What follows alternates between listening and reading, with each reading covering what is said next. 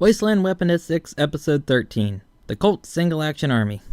The Colt Single Action Army was first introduced with Fallout Tactics. It has since then reappeared in Fallout New Vegas, as well as Fallout 76. When I talk about the Colt Single Action Army, I'm referring to every type of revolver that is made to look like the original 1873, as there have been many models made through the years. I'm also not going to go into great depth about the real-life history of the Colt Single Action Army. There are far better channels for that than this one.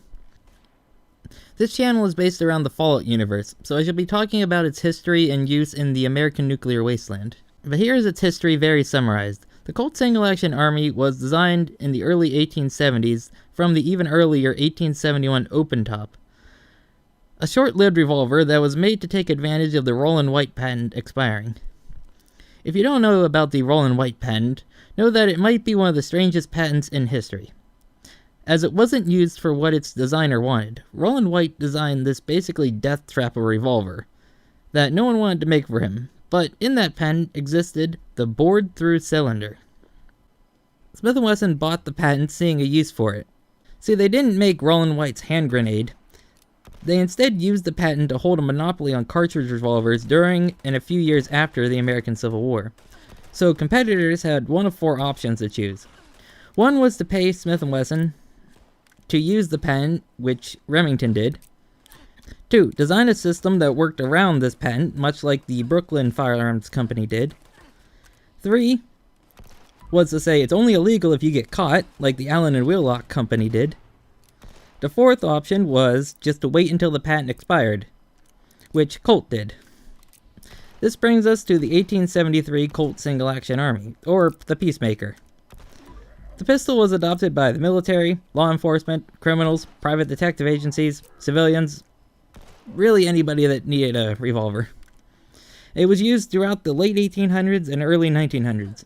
Even though more advanced revolvers and autoloaders have came and went, the Colt Single Action Army, despite being heavily outdated with its gate loading and lack of a double-action trigger, remains popular even today, with many companies through the years manufacturing replicas and lookalikes, ranging from small .22s to even versions made to fire rifle rounds. The Colt Single Action Army is a design that will never truly die. I guess that's why it's referred to as the greatest handgun ever made by certain individuals. So how does this relic of the Old West stand its ground for over 400 years and go into the post-apocalyptic hell of the Waste? Well, it has a weird place in Fallout's lore, as it only appears in spin-off games rather than mainline series. Tactics, New Vegas, and 76 are the games it appears in, all spin-offs. Let's go in chronological order of the years in which the games take place, and we can see how the pistol was used through the 200 years of the American wasteland. So that's Fallout 76 first, that is, the Fallout with the earliest time frame, taking place in the year 2102. In the Appalachian Wasteland, the version of the Single Action Army that exists is chambered in the .44 Magnum round, much like the other more modern style revolvers in the area. Other than the caliber, it's a pretty standard Single Action Army, gate loading and requires a hammer to be cocked back before every shot. Now, the only mod attachment for the gun is a change in the grip material from wood to ivory, giving the revolver better hipfire accuracy and recoil management, most likely by twisting the elbow.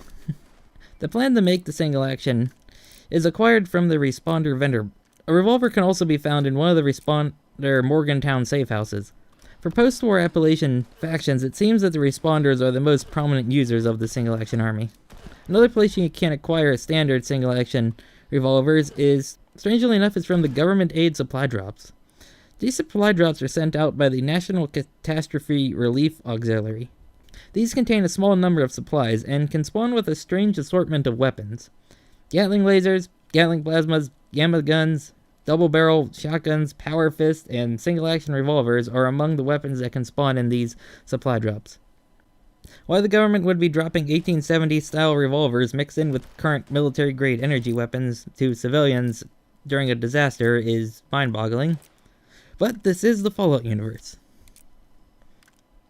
Now, the revolver generally performs well versus most man-sized targets like ghouls, scorched, and supermutants. But even with a character skilled in pistols, The revolver's 6 shots are not enough to kill everything that moves, especially if the target is on the larger side. So on to Fallout Tactics, during the year of 2197, in the Midwest Wasteland, where it was first seen in a Fallout game. Keep in mind, Fallout Tactics is in a very strange place in the Fallout lore. It's not entirely canon, but it has also not been uncanonized like Fallout Brotherhood of Steel. It sits in this place of non-existence, where Bethesda's writer, and excuse me, his last name is very strange, Emil Pagliarulo, has stated high-level events are canon. What that means, I don't know. Does that make the weapons used in these events canon? Are the factions of these events canon?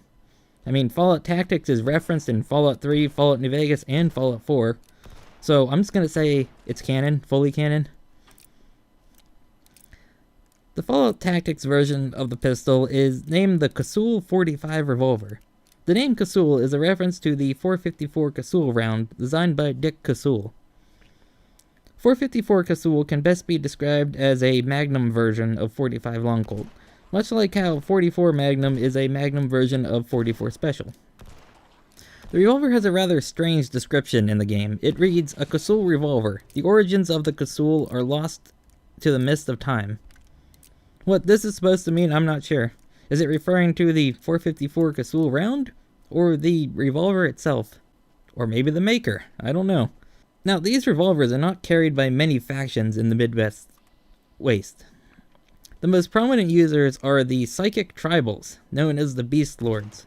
But other than the Beast Lords, it's very rare to encounter this weapon in the Midwest Waste, despite being very powerful in the game. Now, despite being the revolver's first appearance in a Fallout game, it's not a very prevalent one. So this leads us to the West, in the year 2281, with Fallout New Vegas. This is where the Colt Single Action Army really shines. There are multiple models of the revolver, and they are prevalent. We have 2 different models, a more standard and a much larger hunting version. The standard revolver is chambered in the 357 Magnum round. This revolver is used by multiple factions. Smaller factions like the Kings, Great Kahns, and Powder Gangers can all be seen using this revolver. Many settlers of the Waste also carry one of these. For large factions, the New California Republic seemingly equips some of their troopers with them, but not many. Standard troopers don't seem to be able to spawn with the revolver, yet Lieutenant Haggerty at Helios 1 and Private Christina are both equipped with one of these. Despite much of the promotional material art showing veteran rangers holding this revolver, they are not equipped with them in the game, instead being armed with larger hunting revolvers and Ranger Sequoias. This does bring me to the hunting revolver / Ranger Sequoia. Now, these are not true single action armies, as they're not single action, and they also are not gate loaders. They have a swing out cylinder, more like a modern style revolver. Which is very odd, as the real life weapons they are based on, the Magnum Research BFR and the Century Manufacturing Model 100, are single action and have gate loading, making the Fallout New Vegas one a completely fictional model. And I thought I should mention it in this video because it does look like a single action army, just very big. So the 357 version will serve you well in the Mojave Wasteland since most of the enemies are humanoid, and this really lets pistols shine, as they don't have to deal with the larger enemies. And even when you do encounter the larger enemies like Deathclaws and Yaoguais, the hunting revolver is more than enough to take any of these down. Now for unique versions of the Colt Single Action Army in the Fallout universe. Well, there are 2 of them at the time of making this video. One in Fallout 76, and one in Fallout New Vegas.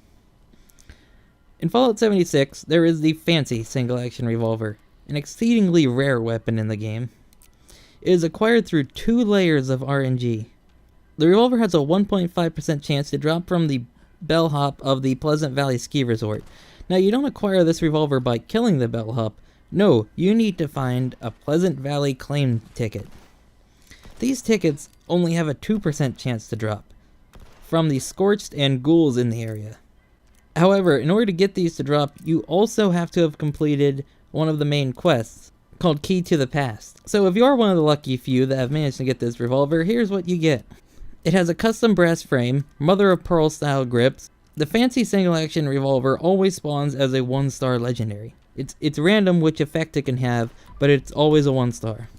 The other unique version is Lucky from Fallout New Vegas. Lucky is also a heavily embossed revolver with its custom engravings, ivory grips, blackened finish, and polished sights. Lucky has an improved rate of fire, high crit chance, and lower action point cost. Lucky is acquired from a safe inside the Bison Hotel in the town of Prim. So it seems in the Fallout universe, engravings do give you a tactical advantage. Well, that's about it for this video on the Colt Single Action Army. And despite being a heavily outdated design, it serves the people of the Waste very well. Well, that's about it for this episode of Wasteland Weaponistics. I hope you enjoyed it, and feel free to subscribe to this channel as well as my main channel, Trooper Fofo.